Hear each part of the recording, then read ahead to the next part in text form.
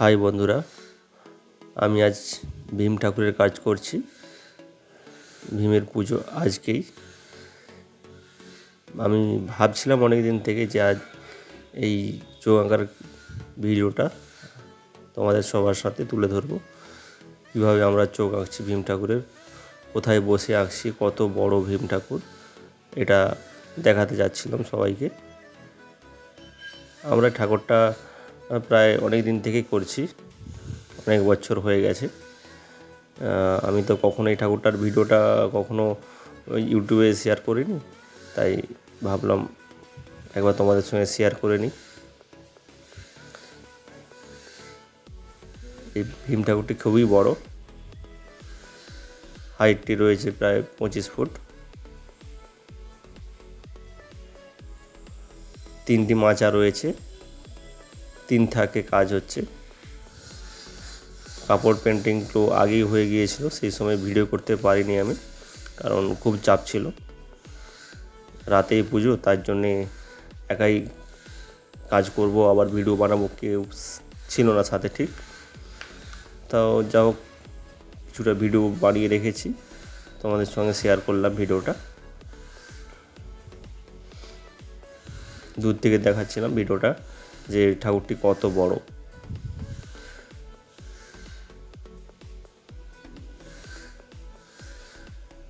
এখন আমি চোখের কাজ করছি। চোখের সাদা রঙটি আগে দিয়ে দিয়েছিলাম যাতে শুকনো হয়ে যায়, যাতে তাড়াতাড়ি চোখটা আঁকা যেতে পারে। কারণ সাদা দেওয়ার পর কিছুক্ষণ ওয়েট করতে হবে, কারণ না হলে ওটা তো শুকনো হবে না। আর এই উপরে কাজ করতে খুবই ভয় লাগছিল, কারণ অনেকটা উঁচুতে, দাঁড়ানোর মতো খুব একটা প্লেস ছিল না ওখানে। সেই হিসাবে খুবই অল্প জায়গা রয়েছে ওখানে দাঁড়িয়ে থেকে কাজ করার। আর চোখ আঁকার সময় অতটা বুঝতেও পারছিলাম না যে কীভাবে আঁকছি, আবার নিচে নেমে দেখতে হচ্ছিলো মাঝে মাঝে আমাকে। যদিও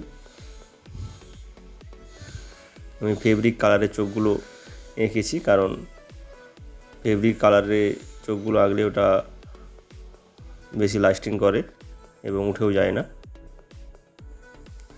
প্রথমে চোখ আঁকার সময় সাদা ইউজ করার পর আমরা ব্রাউন দিয়ে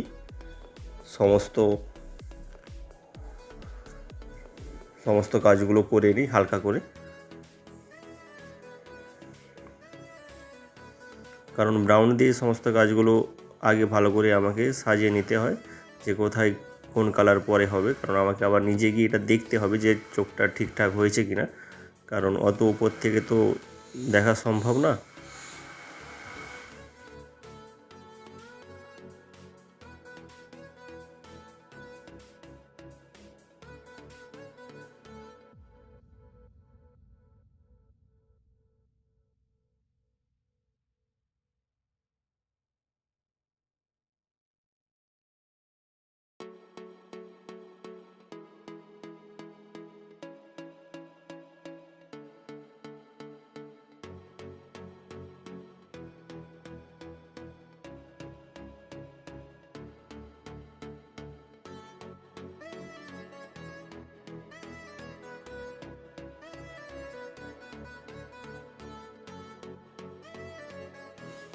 ঠোঁটের কাজটি কমপ্লিট হয়ে গেছে।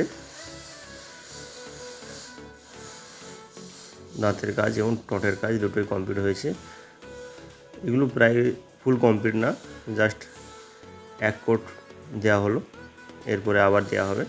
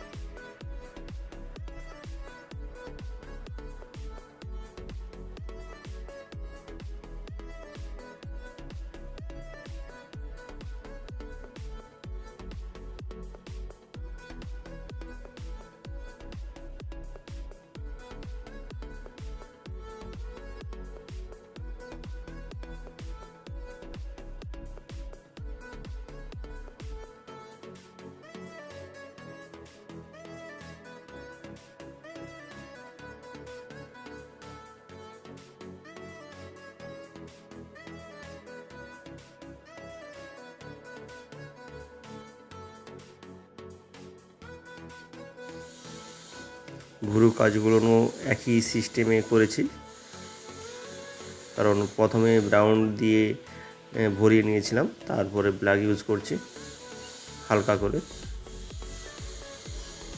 আপনারা কাজ দেখতে থাকুন।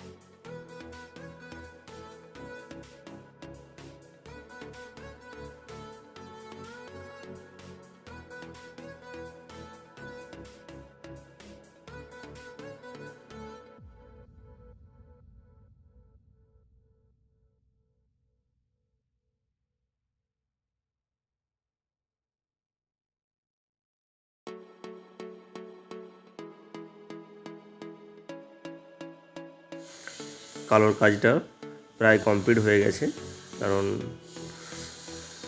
পুরো টাইমটা তো আর একই ব্রাউন কাজ ইউজ করা যাবে না। কাজটা কমপ্লিটের পর আপনারা দেখবেন কেমন লাগে।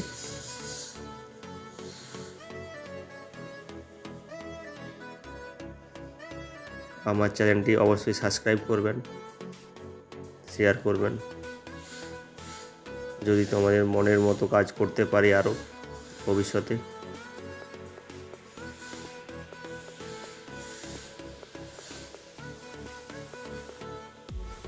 কারণ ঠাকুরটি তো অনেক বড়, এবার ওখানে কাজ করতে খুবই ভয়ও লাগছিল, কারণ খুবই ব্যালেন্সের ব্যাপার এমনিতেই রয়েছি দাঁড়িয়ে, তারপরে নিচের দিকে চোখ মাঝে মাঝে চলে যায়। তার মধ্যে এবার কালো দিয়ে দাগ টানছি, কারণ কালো দিয়ে এবারে কোন দিকে কি হবে সেটা আগে আমাকে দেখে নিতে হবে। এটা দেখুন, আপনারা ভালো লাগবে।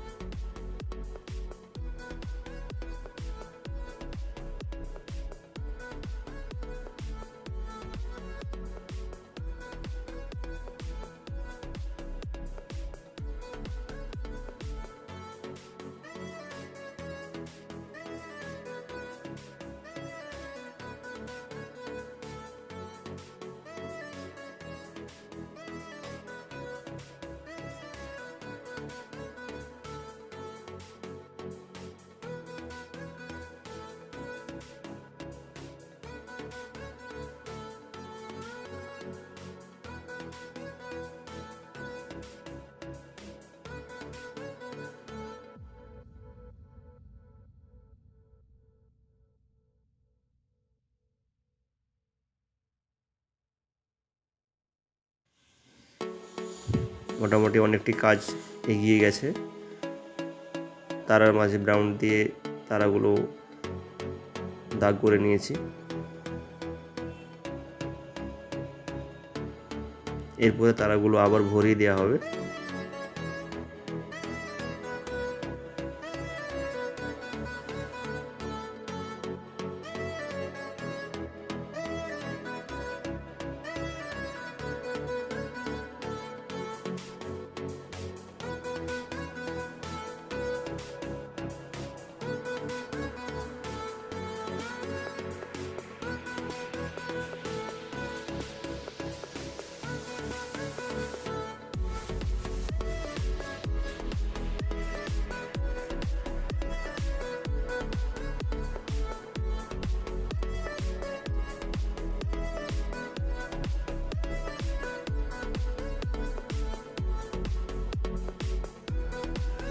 কাজটা প্রায় কমপ্লিটের পথে,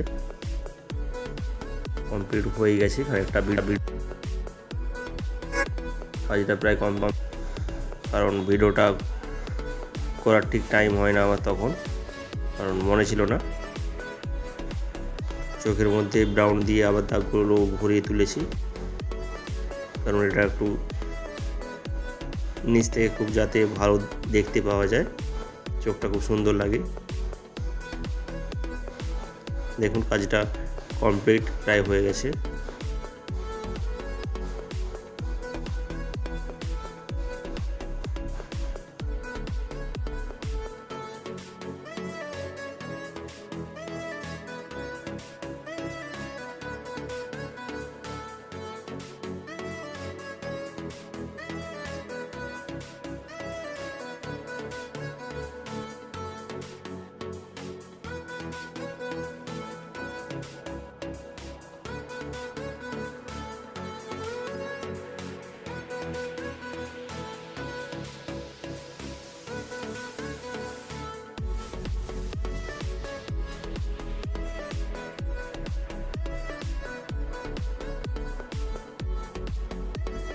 কাজটা কমপ্লিট হয়ে গেছে। আমি নিচে নামছি, নিচে নেমে তোমাদের দেখাচ্ছি, কারণ কাজ করতে করতে অনেকটাই টাইম হয়ে চলে গেছে। নিচে পুজোয় সব মানুষজন চলে এসেছে। ওখানে অরিজিনাল রেকর্ডিং সাউন্ডটা তো আমি শোনাতে পারলাম না, কারণ ওখানে অনেক বক্স বাদ্যি বাজনা বাজে ওইখানে। তখন ওই সময় জাস্ট সাউন্ডটা মিউট করেছিলাম আমি।